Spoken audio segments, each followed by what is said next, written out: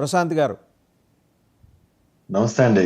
నమస్తే. Good I morning to think all. Shalom. మాకు ఉదయం 6 గంటలంటే మీకు 3:30 గంటల సమయం అయ్యుండొచ్చు. మీకు 2:30 అవునండి. గంటల వెనకాల ఉన్నారు కాబట్టి. కానీ డెవలప్‌మెంట్స్ కారణంగా మిమ్మల్ని పొద్దున్నే లైవ్‌లోకి పిలవాల్సి వచ్చింది. అండ్ రెండో విషయం ఏంటంటే పుతిన్ వార్న్ చేశాడు, నేను వచ్చేస్తున్నాను యుద్ధరంగంలోకి అని. హఠాత్తుగా మలుపులు తీసుకోబోతోంది. ఎందుకంటే ఆ టోన్‌లో కొంచెం సీరియస్‌నెస్ కనిపించింది. అమెరికా కూడా ఏంటంటే జస్ట్ B2 స్పిరిట్ తోటి దాడులు చేసి మళ్ళీ అవి వెనక్కి వెళ్ళిపోయినాయి. వాటి హ్యాంగర్స్లోకి వెళ్ళిపోయినాయి B2లు. అయిన తర్వాత రష్యా ఈ రకమైన వార్నింగ్ ఇవ్వటాన్ని ఎలా చూస్తున్నారు మీరు? ఇది స్పెక్యులేషన్స్ అండి. 2 రకాలుగా ఉన్నాయి ఇక్కడ గూడా. ఏంటంటే, ఇప్పుడు రష్యా ప్రెసిడెంట్ ఇచ్చిన నిన్న ఒక స్టేట్మెంట్ ఏంటంటే, సోవియట్ యూనియన్ ఉన్నప్పుడు 2 మిలియన్ పీపుల్ అంటే సోవియట్ యూనియన్ నుంచి యూదులు రిటర్న్ బ్యాక్ టు ఇజ్రాయెల్. ఇక్కడికొచ్చారన్నమాట. 20 లక్షల మంది యూదులు. సో, ఆల్మోస్ట్ ఇజ్రాయెల్‌లో మీరు ఎక్కడికెళ్ళినా గూడా రష్యన్ స్పీకింగ్ లాంగ్వేజ్ అందరూ గూడా రష్యన్ మాట్లాడతారు. So we are taking in to the consideration, అది కూడా కన్సిడరేషన్ లోకి తీసుకుంటున్నాం మేము అని చెప్పి నిన్న మార్నింగ్ ఇచ్చినటువంటి అది ఆయన ఇచ్చినటువంటి స్టేట్మెంట్. సో ఇప్పుడు డెవలప్మెంట్ ఏంటంటే ఒక్కొక్క ఛానల్ ఒక్కొక్క రకంగా చెప్తుంది. సో అఫీషియల్ గా ఇజ్రాయెల్ దగ్గర నుంచి రష్యా థ్రెట్ చేసింది అనే ఒక ఏ న్యూస్ అయితే లేదండి. అఫీషియల్గా లేదు. బట్ ఆయన హిందుస్థాన్ టైమ్స్ రిపోర్ట్ చేస్తుంది ఆయన మాట్లాడిందో లేకపోతే మాట్లాడినట్టుగా వెనకటి విజువల్స్ చూపించి చెప్తుందో. ఆయనైతే Putin has threaten to enter war, Russia Vance Netanyahu, in person ఆయన నెతన్యాహుని వాన్ చేసినట్టు వస్తుంది. ఎంతవరకు దీన్ని మనం నమ్మవచ్చు?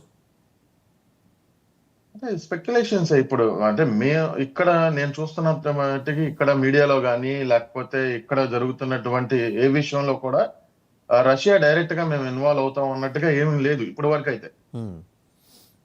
So Russia in fact Putin says that మేము ఆల్మోస్ట్ ఇజ్రాయెల్ లో అందరూ రష్యన్ స్పీకింగ్ ఉన్నారు కాబట్టి వి కన్సిడర్ ఇట్ అని చెప్పాడు ఆయన మేము దీన్ని కూడా మేము కన్సిడర్ తీసుకుంటున్నాం అని. సో ఆల్మోస్ట్ ఆ కంట్రీలో మాట్లాడే లాంగ్వేజ్ ని ఇక్కడ కూడా మాట్లాడతారు. మీరు ఇక్కడికి వెళ్తే కొన్ని భవనాల దగ్గర హిబ్రూ, అరబిక్ తో పాటు రష్యన్ కూడా ఉంటది.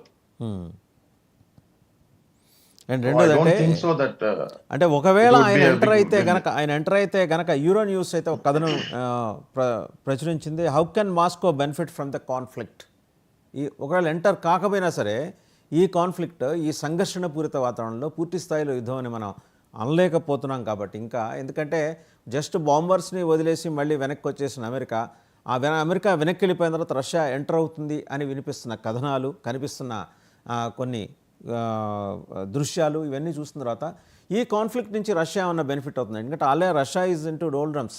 వాళ్ళతో యుక్రెయిన్తో ఉన్న సమస్యతోటి వాళ్ళు తలమునకలై ఉండి వాళ్ళకున్న వెపన్సే సరిపోక వాళ్ళు నానా ఇబ్బందులు పడుతుంటే ఇవాళ ఇరాన్కి రక్షణ ఇవ్వటమో, ఐతుల్లా ఖుమైనీని తీసుకొచ్చి దాచిపెట్టుకోవటమో ఇవన్నీ రష్యా చేస్తుందంటారా?